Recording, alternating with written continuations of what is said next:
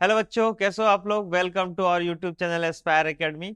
आज हम लोग इस लेक्चर में डिस्कस करने जा रहे हैं रिजोल्यूशन ऑफ वेक्टर, जिसमें हम लोग लास्ट लेक्चर में डिस्कस किए थे वेक्टर्स के बारे में। अब हम लोग डिस्कस करने जा रहे हैं resolution of vectors.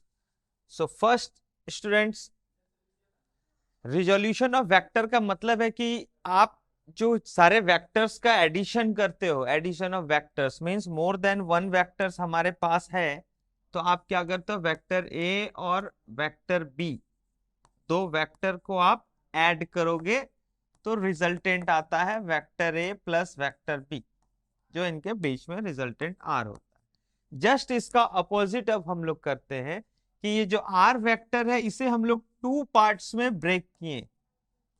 Just opposite of the addition को हम लोग रिजोल्यूशन ऑफ वेक्टर्स बोलते हैं।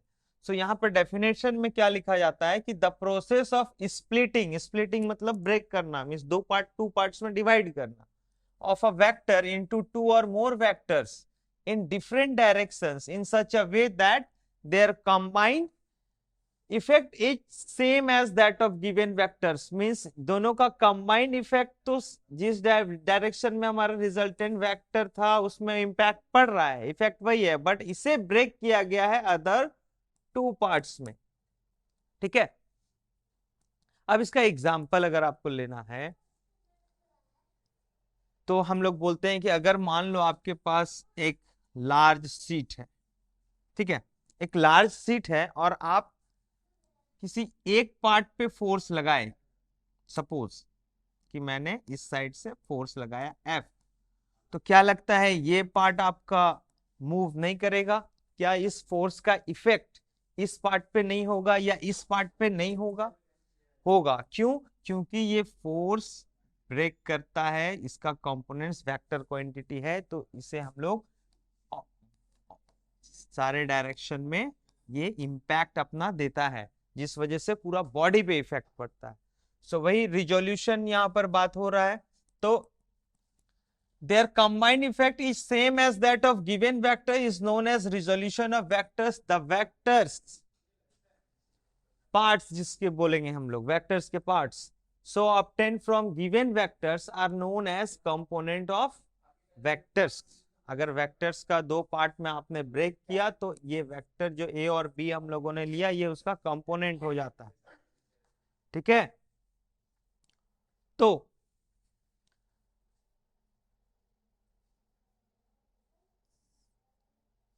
सबसे पहले हम लोग देखते हैं resolution of a vector into to given direction.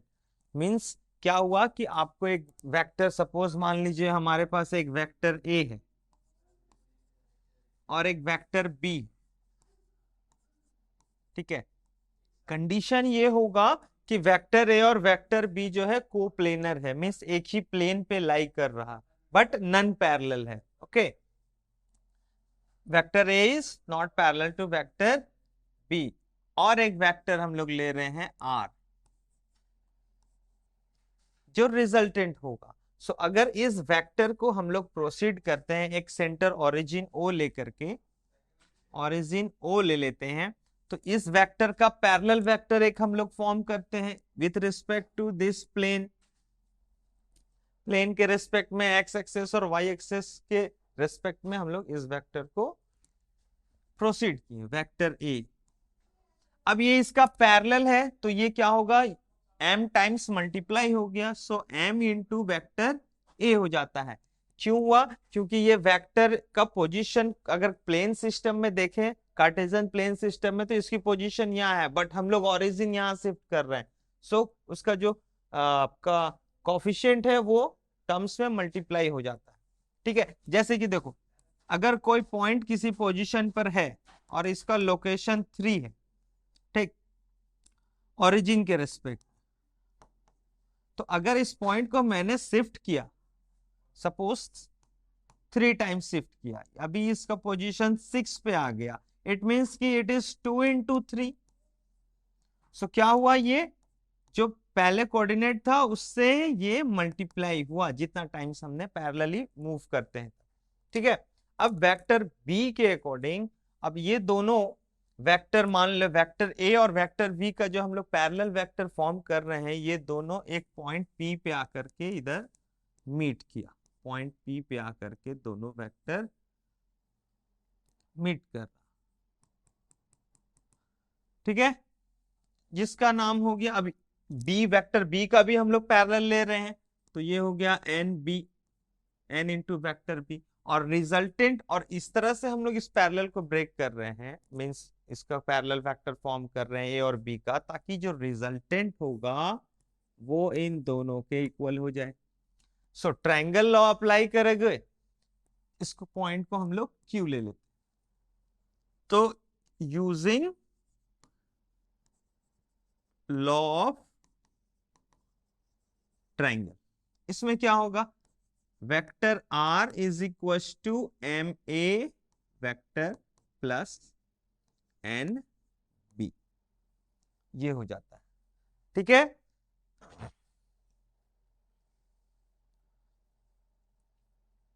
हम्म,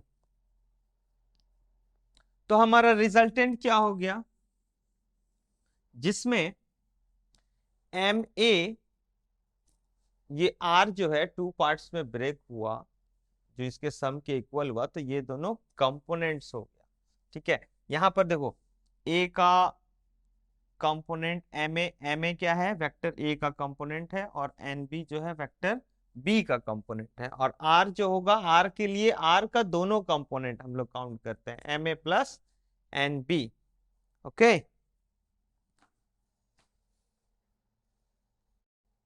तो आर हो जाएगा हमारा एम, आर का कंपोनेंट हो गया एम ए, जो एम ए जो है वो ए के डायरेक्शन में है, और एन बी जो है वो हमारा बी के डायरेक्शन में, ठीक है।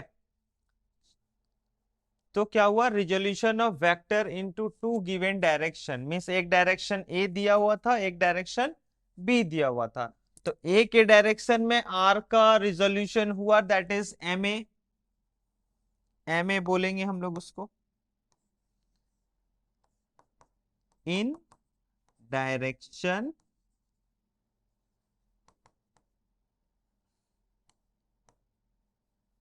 ए, वेक्टर ए, और एन बी जो है वो कंपोनेंट है आर का in direction B, in direction vector, in direction of vector B, ठीक है। चलिए आगे देखते हैं, uniqueness of components of vector या रिजोल्यूशन, मींस कि अगर आप किसी वेक्टर को आप रिजोल्यूशन कर रहे हो, तो क्या उसका सिर्फ एक ही रिजोल्यूशन होगा, यूनिकनेस। सो मान लीजिए कि एक आर हमारा वेक्टर है, जिसका हम लोग एम डैश ए ले लेते, ए ले लेते, और एक एन डैश बी ले लेते, ठीक है। उसी का सेम हम लोग एक और पार्ट में ब्रेक किए, कि मतलब कि ये जो पैरेलल हम लोग ले रहे थे, यहाँ जो ए का पैरेलल एम ए लिए, बी का पैरेलल एन बी लिए, अब एक दूसरे प्लेस पे लेते हैं, ठीक है, जो एम डैश और एन डैश के साथ मल्टीप्लाई हो रहा है, तो रिजल्टेंट तो हमारा वही आना चाहिए ट्रायंगल लॉ के कॉन्सेप्ट से। सो हम लोग बोल सकते हैं कि M dash vector A plus N dash vector B is equal to M vector A plus N vector B. अगर दोनों रिजल्टेंट के इक्वल हो रहा है, मीन्स एक वेक्टर आर को ही रिजोल्व कर रहे हैं हम लोग, तो ये दोनों भी इक्वल होगा उसके कंपोनेंट्स। अगर ऐसा है तो M dash minus M into A, vector A को हम लोग इधर ले आए और इसे उधर ले गए, तो या फिर हाँ ठीक है, N dash N minus N dash ले लेते हैं, वेक्टर बी हो गया। सो अगर ये दोनों इक्वल है, ए और बी, इसे हम लोग प्रॉपर वे में लिखते हैं, ए माइनस, माइनस नहीं plus N dash minus N vector b is equal to 0 आ जाता है। अब 0 आ रहा है मतलब कि ये नल वेक्टर हो गया।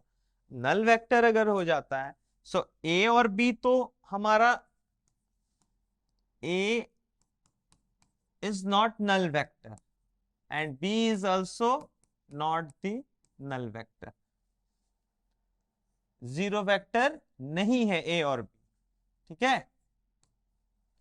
सो अगर a और b जीरो नहीं है इसका मतलब कि ये m डैश माइनस m हमारा जीरो है, तभी जीरो करना होगा। और ये n dash minus n is equal to zero लेना होगा हमें। तो ये टर्म्स दोनों जीरो हो गया तो कोफिशिएंट a और b का, तो ये टोटल टर्म्स इक्वेशन हमारा जीरो हो जाता है। और ये कब होगा? जब m dash is equal to m आ जाए और n dash is equal to n आ जाए। तो इससे हम लोग ये देखते हैं कि m डैश फिर वापस m के इक्वल हो गया और n डैश जो हम लोग लिए थे वो फिर वापस n के इक्वल हो जाता है। मतलब कि अगर आप किसी एक वेक्टर का m टाइम से मल्टीप्लाई पैरेलल वेक्टर लिए थे, मींस वेक्टर का रिजोल्यूशन जो कर रहे हो वो किसी और प्लेस पे मींस किसी और वैल्यू पे नहीं होने वाला है, वो सिर्फ और सिर्फ एक ही डायरेक्शन होगा। इसीलिए इस प्रॉपर्टी को हम लोग बोलते हैं यूनिकनेस ऑफ कंपोनेंट वेक्टर्स और रिजोल्यूशन, ठीक है। Rectangular component of a vector. अब वेक्टर को हम लोग रिजोल्व कर रहे हैं, resolution of a vector into two mutually perpendicular vectors भी इसको हम लोग बोलेंगे। मींस अब यहाँ पर जो वेक्टर रिजोल्व होगा मींस वो दोनों एक दूसरे के परपेंडिकुलर होने चाहिए। तो अगर हम लोग कोई पॉइंट P लेते हैं, कार्टेशियन प्लेन सिस्टम में कोई पॉइंट P है, ठीक है। अब ये P पॉइंट से हमारा पोजीशन वेक्टर ओरिजिन से O से वेक्टर R, ठीक है। P पॉइंट से परपेंडिकुलर ड्रॉ करते हैं तो ये x एक्सिस पे जाएगा, ये हो गया हमारा x एक्सिस, ये हो गया y, ये हो गया ओरिजिन, ठीक है। क्या बोला जा रहा है यहाँ देखो, when a vector is resolve into two components in such a way that the components so obtain are mutually perpendicular. अब जो इसका कंपोनेंट होगा दोनों म्यूचुअली परपेंडिकुलर होना चाहिए, ठीक है। फिलहाल यहाँ पर हम लोग परपेंडिकुलर ड्रॉ करते हैं तो ये सपोज एक्स एक्सिस को कट कर रहा है, इसको हम लोग ए मान लेते हैं, ठीक है, ए ही मान के चलते हैं। तो इधर हो जाएगा एलोंग एक्स एक्सिस ए एक्स माने, ठीक है। और इस पॉइंट से परपेंडिकुलर ड्रॉ करेंगे तो इस पॉइंट को ए वाई माने, ओके। मींस इस डायरेक्शन में जो हमारा वेक्टर आया यहां तक का लेंथ और ये वेक्टर आया ए एक्स और ए वाई, ठीक है। सेम पैरेलल है ये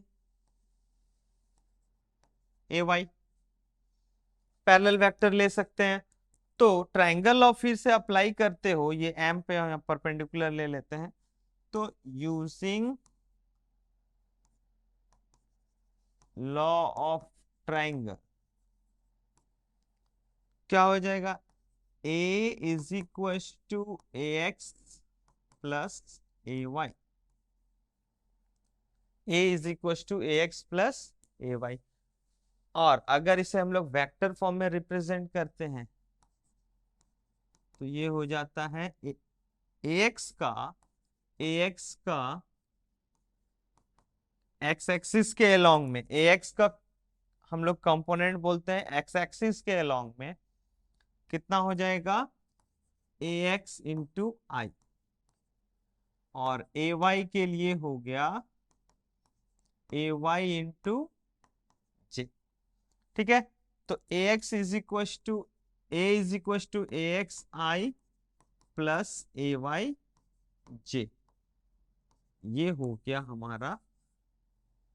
जहां पर बोलेंगे कि ए और ए एक्स और ए वाई जो है दोनों एक दूसरे के म्यूचुअली परपेंडिकुलर है, इट मींस कि अब वेक्टर ए जो है ये ब्रेक हुआ टू पार्ट्स में, एक ए एक्स की तरफ और एक ए वाई की तरफ, जिसकी वैल्यू ए एक्स है और ए वाई है, ठीक है, मीन्स एक एक्स एक्सिस की तरफ और एक वाई एक्सिस की तरफ। ओके, और अगर ये एंगल थीटा बना रहा होगा एक्स एक्सिस के साथ और इसका मैग्नीट्यूड हमें निकालना है, तो पाइथागोरस थ्योरम के अकॉर्डिंग भी आप देखोगे तो perpendicular square plus base square हो जाता है। सो मैग्नीट्यूड जब हम लोग बात करते हैं तो ये हो जाएगा root under A X square plus A Y square. ठीक है, और थीटा, थीटा यहाँ पर एंगल फॉर्म कर रहा है, तो हम लोग देखेंगे कि थीटा का वैल्यू क्या होगा, मीन्स जो रिजल्टेंट है वेक्टर ए, ये कितना डिग्री एंगल फॉर्म कर रहा है एक्स एक्सिस व ए एक्स के साथ। तो हम लोग बोलेंगे यहाँ पर टेन थीटा, देखो tan theta equals to perpendicular by base that is A Y by A X, therefore theta is equals to tan inverse A Y by A X. ये हो जाता है हमारा एंगल। तो रिजॉल्व करने से हमें क्या मिलता है, वेक्टर फॉर्म में हम लोग बोल सकते हैं A X I plus A Y J हो जाएगा। मैग्नीट्यूड क्या होता है, तो A X square plus A Y square हो जाएगा। एंगल कितना फॉर्म कर रहा है, that is tan theta, sorry tan theta equals to A Y by A X, that is theta is equals to tan inverse A Y by A X. ठीक है, अब इस रिजोल्यूशन ऑफ वेक्टर में हम लोग बोले कि अगर ये एंगल फॉर्म करेगा, जो हमने वेक्टर ए लिया था, ये थीटा विथ वर्टिकल मान लीजिए ले लिया, वाई एक्सिस के साथ एंगल फॉर्म कर गया। ठीक है, तो क्या होगा इस कंडीशन में, सो वेक्टर ए का परपेंडिकुलर यहाँ पे ड्रॉ करेंगे तो ये तो ए एक्स होगा, और यहाँ से परपेंडिकुलर ड्रॉ करते हैं तो ए वाई आएगा, ये तो ठीक है। ओके,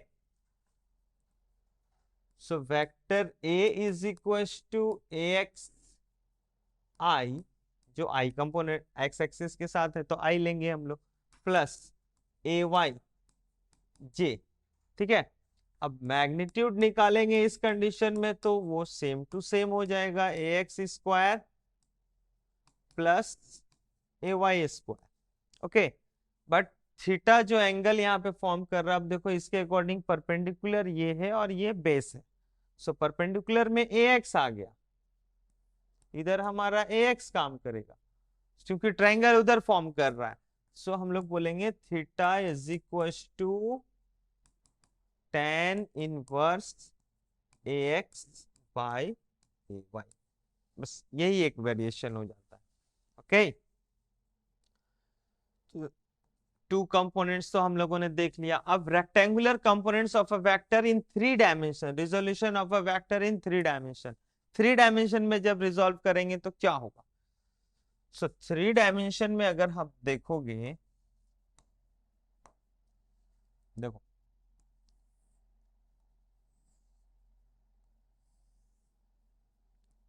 एक हम लोग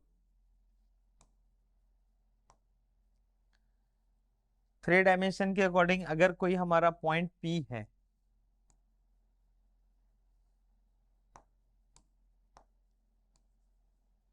पॉइंट P ले लेते हैं, तो इस पॉइंट के अकॉर्डिंग हम लोग अगर इसे क्यूबॉइड में रखते हैं, क्योंकि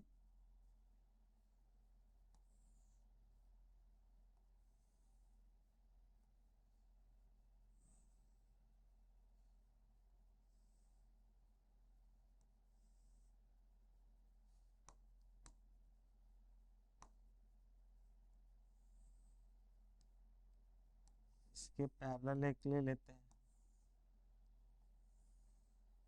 ठीक है, अब ये हो गया हमारा एक्स एक्सिस,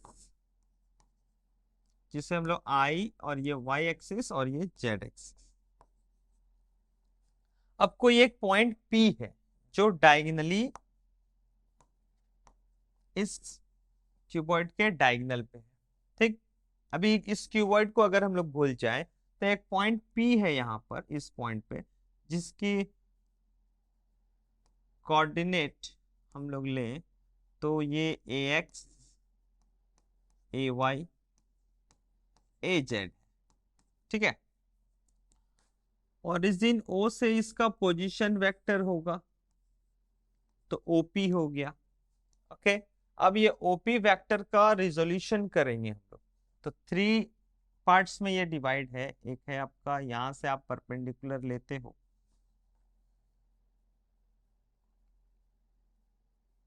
तो ये हमारा डिस्टेंस हो जाता है इससे परपेंडिकुलर डिस्टेंस। तो ये एक्स एक्सिस के अलोंग में ए एक्स हो जाएगा, और जो यहाँ ए एक्स के इक्वल होगा, वाई एक्सिस के अलोंग में ए वाई हो जाएगा हमारा, ये परपेंडिकुलर।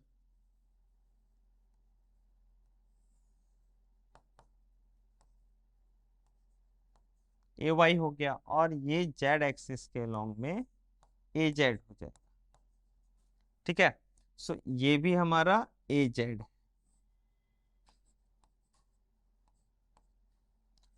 अब ध्यान से देखना, इसमें जो हमारा ये जो वेक्टर एक आया, इसको अगर हम लोग यहाँ पर ज्वाइन करते हैं, सो हमें यहाँ पर एक ट्रायंगल दिखता है। ठीक, अगर नेमिंग करें तो ये पॉइंट पी है, ओ है, इसको हम लोग क्यू ले लेते हैं, और यहां पर हम लोग आर ले रहे हैं पॉइंट को, इस पॉइंट को।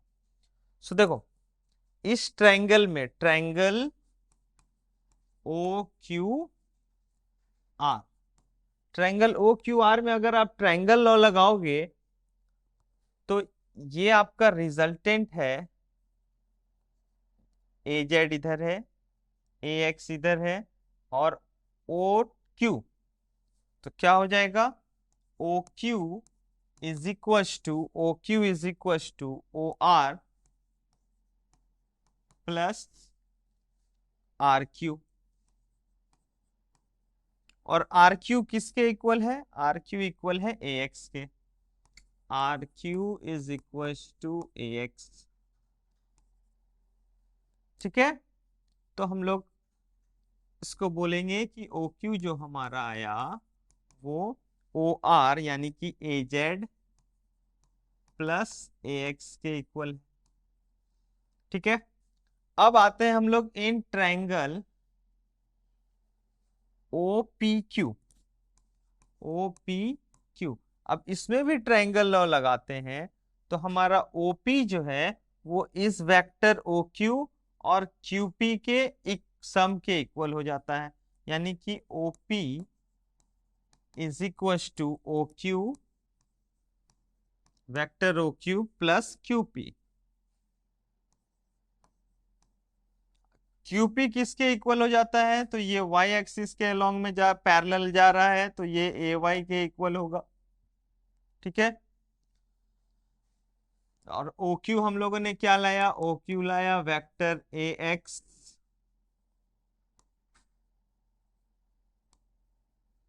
ए X plus A Y, A X plus A Z है, और इसको अगर हम लोग ए जेड भी लिखते हैं पहले, फिर ओ क्यूपी का वैल्यू आ गया हमारा, क्यूपी का वैल्यू ए वाई, यहाँ लिख दे रहा हूं मैं ए वाई, और ओ आर का वैल्यू हमारा हो गया ए जेड,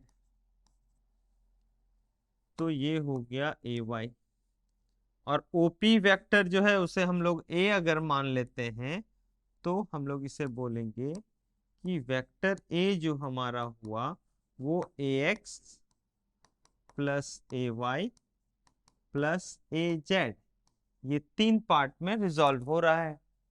ठीक है, अब उसी का आई जे के यूनिट वेक्टर के फॉर्म में है, तो हम लोग बोलेंगे कि इसके यूनिट वेक्टर से मल्टीप्लाई करें तो it is A X I, A Y क्या हो जाएगा, ए वाई जे, क्योंकि जेड एक्सिस के वाई एक्सिस के अलोंग में है, और ए जेड जो हमारा होगा वो ए जेड के होगा।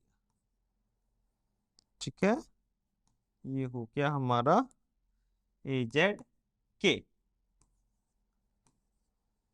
ठीक है, it means vector A is equal to A X I plus A Y J plus A Z K हो जाता है।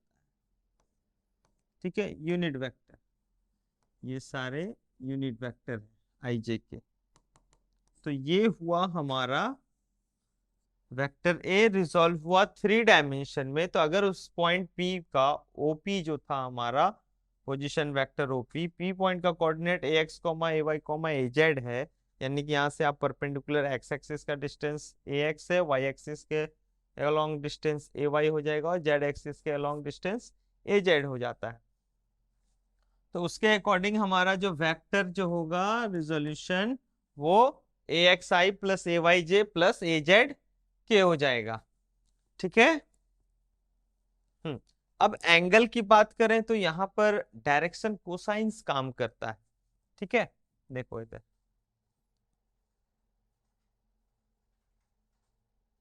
अच्छा, इसका मैग्नीट्यूड अगर हम लोग को निकालने बोला जाए,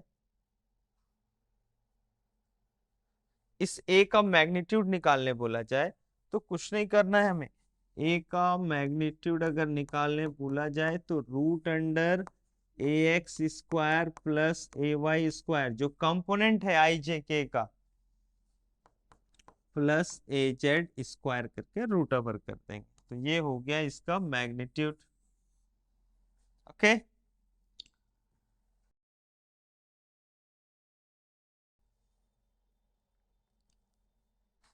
अब आता है direction cosine of vector. Direction cosine क्या हुआ कि हम लोगों ने देखा कि किसी पॉइंट P का कोऑर्डिनेट अगर मान लीजिए x comma Y comma Z है, तो ये ओरिजिन से ओपी वेक्टर बनता है, ओपी। ठीक है। अब इस पॉइंट का जो पोजीशन वेक्टर ओपी है और वो ओपी वेक्टर एक्स एक्सिस के साथ मींस आई और वाई एक्सिस मींस जे और जेड एक्सिस मींस के। ठीक है, इसके साथ कितना डिग्री एंगल फॉर्म कर रहा है। सो अगर ये एक्स एक्सिस के साथ अल्फा डिग्री एंगल फॉर्म करता और वाई एक्सिस के साथ बीटा डिग्री फॉर्म करता है और जेड एक्सिस के साथ, ये जेड एक्सिस के साथ गामा डिग्री एंगल फॉर्म कर रहा मान लीजिए। ठीक है। तो अगर आप परपेंडिकुलर ड्रॉ करते हो तो ये x आएगा, इससे परपेंडिकुलर y एक्सिस पे ड्रॉ करोगे तो ये y पे कट करेगा, ये x पे कट करेगा, और इससे परपेंडिकुलर ड्रॉ करोगे z एक्सिस पे, ये परपेंडिकुलर आ रहा है लाइन। ओके, तो ये z पे कट करेगा। सो अब यहां पर आपका 3 पॉइंट ओ पी एक्स यहां पर दिख रहा है, फिर ओ पी वाई दिखेगा, फिर ओ पी और जेड, 3 ट्रायंगल यहां पर हम लोग को दिख रहा है। जहां पर हम लोग देखते हैं बेस एंगल अल्फा से अगर हम लोग कॉस अल्फा की बात करें तो ये बेस हो जाता है एक्स और हाइपोटेनस हो जाता है ओपी वेक्टर। ठीक है, ओपी वेक्टर को हम लोग वेक्टर ओपी वेक्टर को हम लोग मान लेते हैं, कोई ना कोई एक वेक्टर तो हमें मानना होगा। पोजीशन वेक्टर है OP position vector P point का, जिसको हम लोग मान लेते हैं आर, वेक्टर आर मान लेते हैं। ठीक है, वेक्टर आर मान लिए तो it is X by R. ठीक है, और कॉस बीटा अगर लेते हैं तो ये हो जाता है y। अब इस ट्रायंगल में देखोगे OP और ये y वाले ट्रायंगल में देखोगे तो बीटा के अकॉर्डिंग बेस हो गया y और हाइपोटेनस हो गया OP। So y by R. Similarly cos gamma is equal to z by R. So यहाँ पर ये जो 3 कंपोनेंट है OP वेक्टर अगर हम लोग देखते हैं xi plus yj plus zk, जिसमें इस वेक्टर का ओके सो ये जो हमारा ओपी वेक्टर का पोजीशन वेक्टर है इसके अकॉर्डिंग हम लोग कॉस अल्फा कॉस बीटा और कॉस गामा हम लोग निकालते हैं। ये जो कॉस अल्फा कॉस बीटा और कॉस गामा है यही हमारा डायरेक्शन कोसाइन होता है, जिसमें आर जो है ओपी वेक्टर को मैंने वेक्टर आर लिया, ओपी वेक्टर को हम लोगों ने वेक्टर आर लिया, तो इसका मैग्नीट्यूड अगर हम लोग निकालते हैं तो उसे हम लोग एरो का साइन, वेक्टर साइन हटा देते हैं तो मैग्नीट्यूड बन जाता है, जिसकी value root under X square plus Y square plus Z square है, आर की वैल्यू। तो अब यहाँ पर अगर आप आर का वैल्यू पुट करते हो तो cos alpha is equal to X by root under X square plus Y square plus Z square हो जाता है, और कॉस बीटा का वैल्यू हो जाएगा y by root under R की वैल्यू अगेन पुट करते हैं X square plus Y square plus Z square हो जाता है। सिमिलरली कॉस गामा का वैल्यू जो होगा वो Z by root under X square plus Y square plus Z square हो जाता है। तो अगर आप देखोगे कि इन सारे डायरेक्शन कोसाइंस अल्फा बीटा और कॉस अल्फा कॉस बीटा और कॉस गामा को स्क्वायर करके ऐड करते हो, cos square alpha plus cos square beta plus cos square gamma,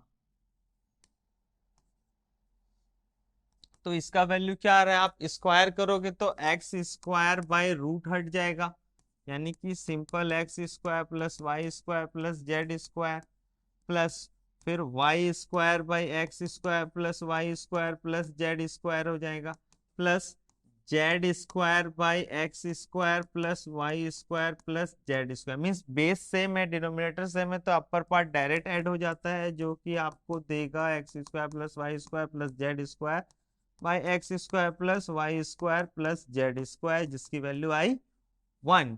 इसका मतलब कि हम लोग बोल सकते हैं कि cos square alpha plus cos square beta plus cos square gamma is equal to 1। Okay, और इस cos square alpha beta gamma को हम लोग एक नाम और बोलते हैं, that is L. Cos beta को हम लोग एम बोलते हैं और कॉस गामा को हम लोग एन बोलते हैं। ठीक है, तो उसके according L square plus M square plus N square is equal to 1, ये भी हम लोग बोलेंगे। ठीक है, तो डायरेक्शन कोसाइन में अगर हम लोग देखें तो यहाँ पर x की वैल्यू क्या है, cos alpha into R, X का वैल्यू क्या आ जा रहा, x is equal to cos alpha R into cos alpha, ये भी बोल सकते हो। ठीक है, आर इंटू कॉस अल्फा, ये x की वैल्यू है, तो r तो हो गया हमारा पोजीशन वेक्टर p के लिए। सो आर वेक्टर का डायरेक्शन शो कर रहा है एक्स एक्सिस के लिए, that is R cos alpha, तो इसीलिए हम लोग बोले कि ये जो कॉस अल्फा है ये हमें डायरेक्शन देता है। ठीक है, और इसी को अगर हम लोग unit vector, R unit vector अगर आपसे किसी ने पूछा तो वो होता है R vector by R magnitude. Okay, so R vector हो गया X I plus Y J plus Z K by magnitude root under X square plus Y square plus Z square. आप डिवाइड करोगे सेपरेटली, एक्स बाई ये आ गया root under X square plus Y square plus Z square I plus Y by root under X square plus Y square plus Z square plus ये हो जाएगा हमारा J के साथ Z by root under X square plus Y square plus Z square K, means ये हो गया cos alpha cos beta J plus cos gamma K, ये हो गया हमारा आर यूनिट वेक्टर। तो ये जो डायरेक्शन कोसाइन जो होता है वो यूनिट वेक्टर का कंपोनेंट भी हो जाता है, आई जे और के, मीन्स तीनों एक्सिस के अलोंग में। आई का कंपोनेंट मीन्स यूनिट वेक्टर का कंपोनेंट हो गया कॉस अल्फा कॉस बीटा और कॉस गामा। ठीक है,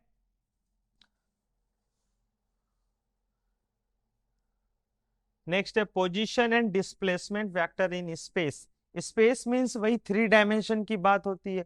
सो 3 डायमेंशन में अगर कोई पॉइंट है, पॉइंट P है जिसकी कोऑर्डिनेट x, y, z है, तो पोजीशन एंड डिस्प्लेसमेंट, तो इसकी पोजीशन जो होगी वो OP ओरिजिन के रिस्पेक्ट में y, x और z हम लोग ले ले, तो OP जो होगा हमारा position vector xi plus yj plus zk हो जाता है।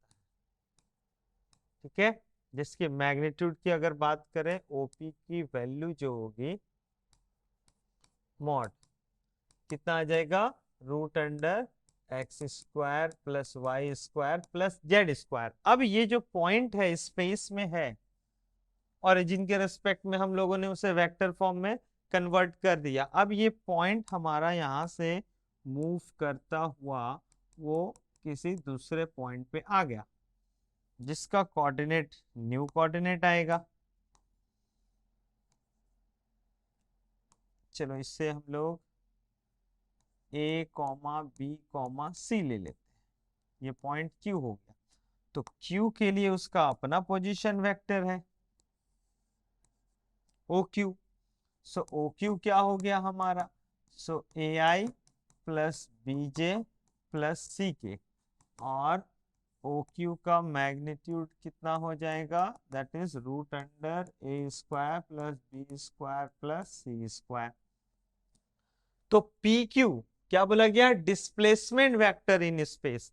सो P टू Q जब आप मूव करोगे तो यहां पर हम लोग को PQ जो वेक्टर आया ये डिस्प्लेसमेंट वेक्टर है। ठीक है, तो क्या बोला गया है, फाइनल माइनस इनिशियल करते हैं, OQ माइनस OP करेंगे हम लोग। OQ ट्रायंगल लॉ भी अप्लाई करोगे तो देखो ये दोनों कंटिन्यू है और ये OQ अपोजिट है, तो OQ is equal to OP plus PQ, तो PQ is equal to OQ minus OP। यही होगा ना, क्योंकि कंटिन्यू कौन फॉर्म कर रहा है, OP प्लस PQ, किसके इक्वल हुआ, रिजल्टेंट या अपोजिट डायरेक्शन, हेड हेड और टेल टेल मैच कर रहा है ट्रायंगल लॉ से, तो OQ के इक्वल हो गया। तो PQ हमारा क्या हो गया, OQ minus OP, position vector of Q minus, और आप फाइनल माइनस इनिशियल भी कर सकते हो, final position minus initial position करेंगे। सो वेक्टर फॉर्म में सब्ट्रैक्ट करते हैं, OQ में से OP को माइनस करेंगे तो A माइनस एक्स, याद रखना x का I का कंपोनेंट I के साथ ही सब्ट्रैक्ट होता है, plus B minus y J plus C minus K, C minus z हो जाएगा।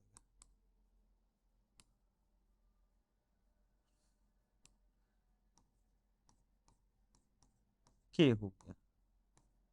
ठीक है, तो ये हुआ डिस्प्लेसमेंट वेक्टर, इसी का मैग्नीट्यूड निकालना है तो सभी का स्क्वायर कर देंगे। PQ की वैल्यू जो हो जाएगी वो root under A minus x whole square plus B minus y whole square plus C minus z whole square हो जाएगा। ठीक है,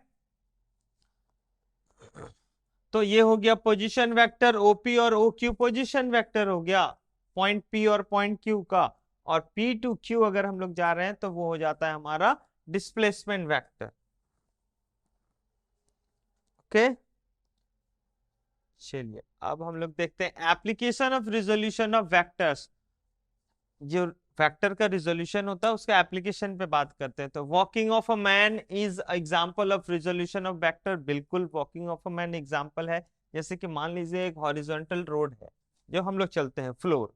ओके, अब उसमें कोई पर्सन अगर वो अपना स्टेप कैरी करता है तो वो क्या करता है, वो बैकवर्ड फोर्स लगाते हैं तो वो फॉरवर्ड मूव करते हैं।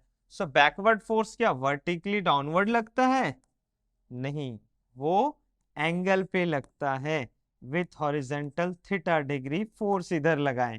ठीक है, सो फोर्स लगाने से क्या हुआ कि इसका रिएक्शन होगा किसका, आप equal and opposite reaction Newton third law से होता है, तो ये रिएक्शन इस डायरेक्शन में आ गया जो कि एंगल थीटा यहां भी होगा सेम हॉरिजेंटल के साथ।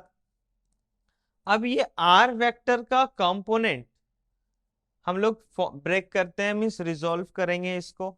तो आर वेक्टर के इस डायरेक्शन में हो गया आर कॉस थीटा, और इधर क्या हो जाएगा आर साइन थीटा, होगा ना?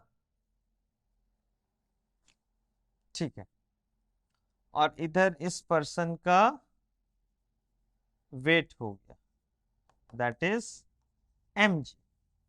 तो ये जो रिजल्टेंट वेक्टर इसके इक्वल होगा, इक्वल एंड अपोजिट। सो इसके जो दो पार्ट में हम लोग कंपोनेंट ब्रेक कर रहे हैं, एक आर साइन थीटा जो है ये हमारा वेट को बैलेंस करता है, मीन्स आर साइन थीटा। अब बॉडी फॉरवर्ड मूव कर रहा है, और फॉरवर्ड डायरेक्शन में फोर्स कौन सा लग रहा, आर कॉस थीटा फोर्स लग रहा है। तो आर कॉस थीटा रेस्पॉन्सिबल है यहाँ पर बॉडी को आगे मूव कराने के लिए। तो अगर हमारा फ्लोर फ्रिक्शन है वहां पर, सो स्मूथ सरफेस नहीं तो फ्रिक्शन एक अपोजिट डायरेक्शन में लगता है।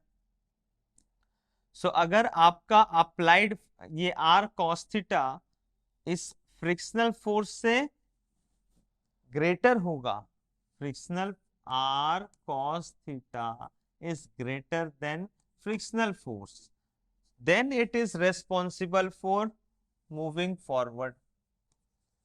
तब बॉडी मूव करेगा, मूविंग फॉरवर्ड हम लोग बोलेंगे, ठीक है। और ये वर्टिकल कंपोनेंट को बैलेंस करता है, ठीक है। तो रिजॉल्व हुआ ना वेक्टर, इसका इंपैक्ट दोनों डायरेक्शन में होगा, rectangular component of a vector बोलते हैं। Consider a lawn, it is easier to pull a lawn roller than to push the roller. एक रोलर को अगर आप पुश करते हो या फिर पुल करते हो, क्रिकेट के मैच ग्राउंड में देखे होंगे कि क्या करते हैं हम लोग, रोलर से उस ग्राउंड के ग्रास में जितने वाटर है उसको हम लोग बाहर निकालते हैं, ठीक है। या फिर उससे हम लोग रोलर से उस सारे वाटर को सक कर लेता है। तो उसमें क्या किया जाता है, उस रोलर को हम लोग पुश करते हैं या पुल करते हैं, विच वन इज बेटर? चलो देखते हैं। Consider a lawn roller of weight W। एक रोलर है जिसका वेट हम लोग ले लिए W। अब इस रोलर को अगर हम लोग ग्राउंड में रखते हैं, ठीक है, रोलर को अगर हम लोग ग्राउंड में रखते हैं, तो अगर आपने इसे पुल किया, पुल किया with certain angle, with certain force F, और ये हॉरिजेंटल के साथ सपोज एंगल थीटा फॉर्म कर रहा है, तो इस रोलर का अपना एक वेट है W, ठीक है। और ये मूव किस डायरेक्शन में कर रहा है, हॉरिजेंटल डायरेक्शन में कर रहा है। तो ऑब्वियसली इस F फोर्स का कंपोनेंट ब्रेक होगा, बिल्कुल ब्रेक होगा, एक वर्टिकली अपवर्ड और एक हॉरिजेंटल। तो यहां पर हो गया F cos थीटा और इधर हो गया F sin थीटा, ठीक है।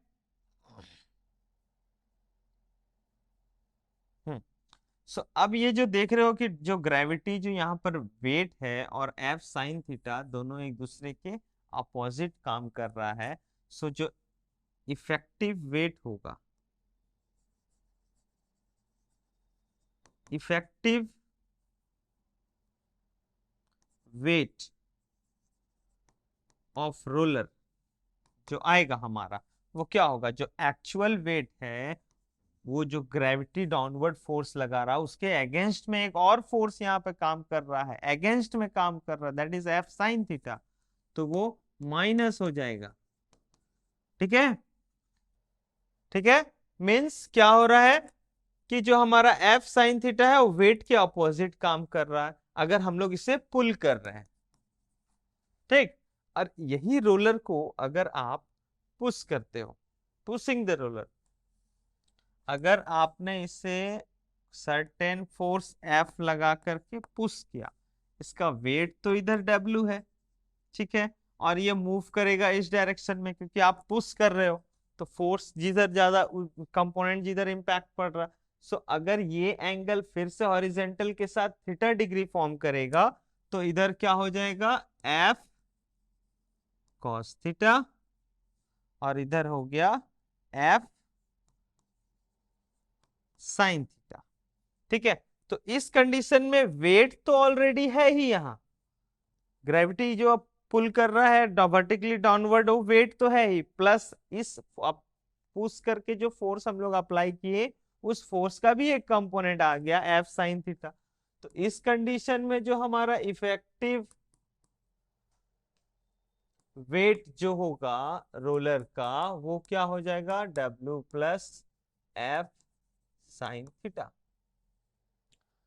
तो इससे पहले क्या आ रहा था हमारा, इससे पहले आ रहा था जब हम लोग पुल कर रहे हैं तो इफेक्टिव वेट आ रहा है W minus F sine theta, और इधर आ रहा है W plus means actual weight plus F sine theta. ये आया आपका किस कंडीशन में, जब आपने इसे पुश किया, और जब हम लोग इसे पुल करते हैं तब हमारा जो इफेक्टिव वेट आएगा वो W minus F sine theta है। सो इफेक्टिव वेट मीन्स जो आपको किस पे, इफेक्टिव वेट पे ही आपको इफेक्ट पड़ेगा। ठीक है, पर्सन जो फोर्स लगा रहा। सो इजियर क्या हो जाता है, अगर आप वेट में ऐड करोगे तो इंक्रीज कर गया, माइनस करोगे तो डिक्रीज कर गया। सो ज्यादा बेटर क्या है, जितना कम वेट आपको उठाना पड़े, ठीक है, जितना कम फोर्स में मेरा काम हो जाए, तो पुल करना ज्यादा इजी है as compare to push of any roller. और रोलर और आप बोलोगे कि किसी भी ऑब्जेक्ट, ठीक है।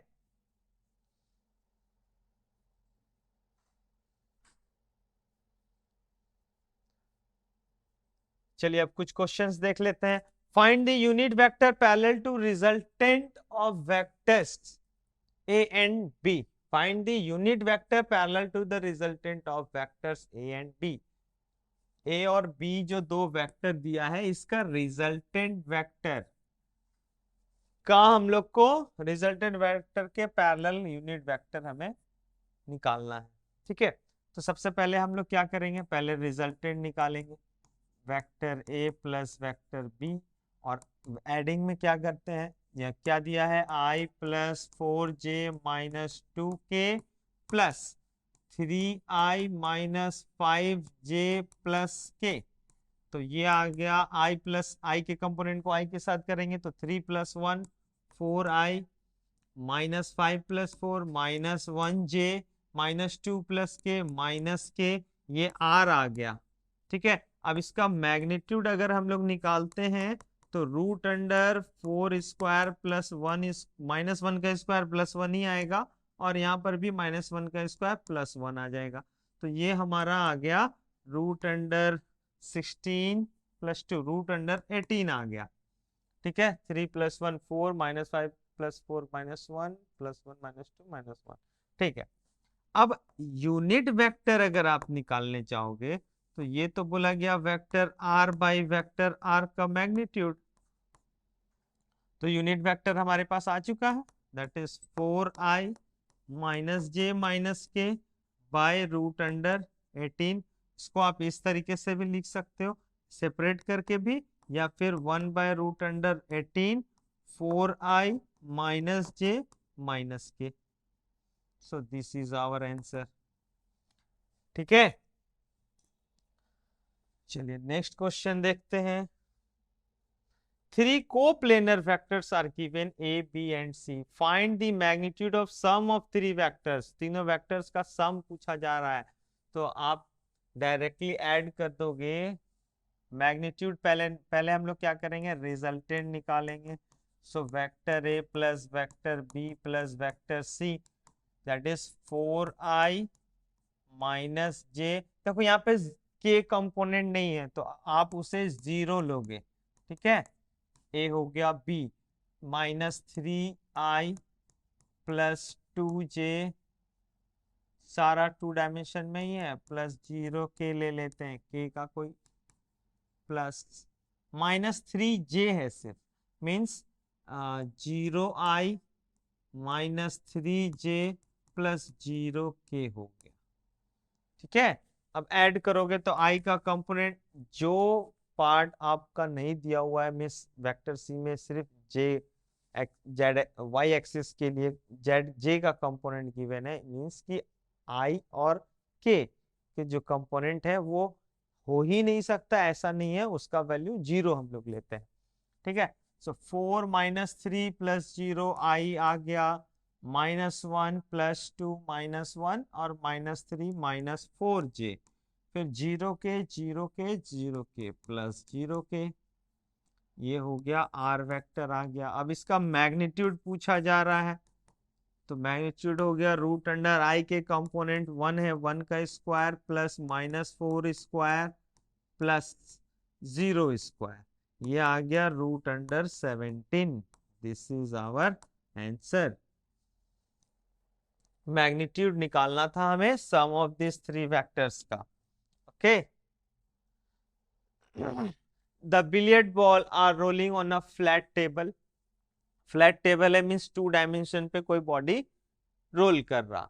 ठीक है, one has the velocity component Vx is equals to 1 meter per second and Vy is equals to √3 meter per second, and the other has component V dash x is equals to 2 meter per second and V dash y is equals to 2 meter per second. If both the ball starts moving from the same point, what is the angle between their path?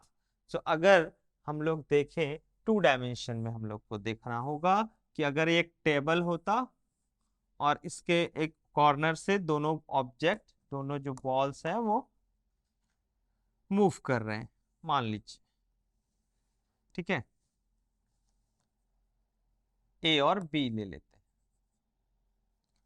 तो first A के लिए origin से ओ ए position vector के according हम लोग लेते हैं। so, इसमें जो कंपोनेंट वेलोसिटी का है, वेलोसिटी लेना होगा हम।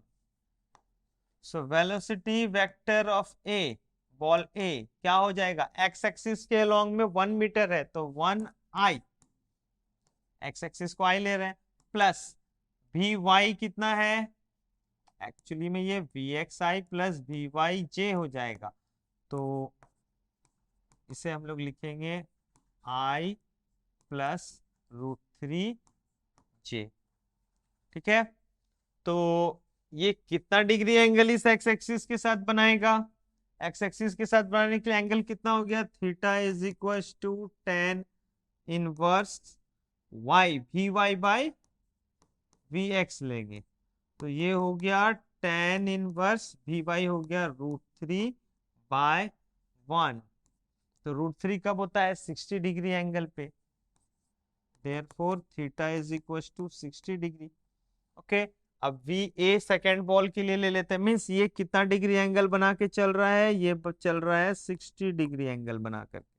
ठीक है, अब V y sorry B B ले लेते हैं सेकेंड बॉल के लिए, तो वेल वी एक्स और वी वाई भी गिवन है 2 2, तो 2i प्लस 2j हो गया, 0 के तो है होगा, थर्ड 3 डायमेंशन में हम लोग नहीं ले रहे हैं, 2 डायमेंशन में टेबल बोला गया है।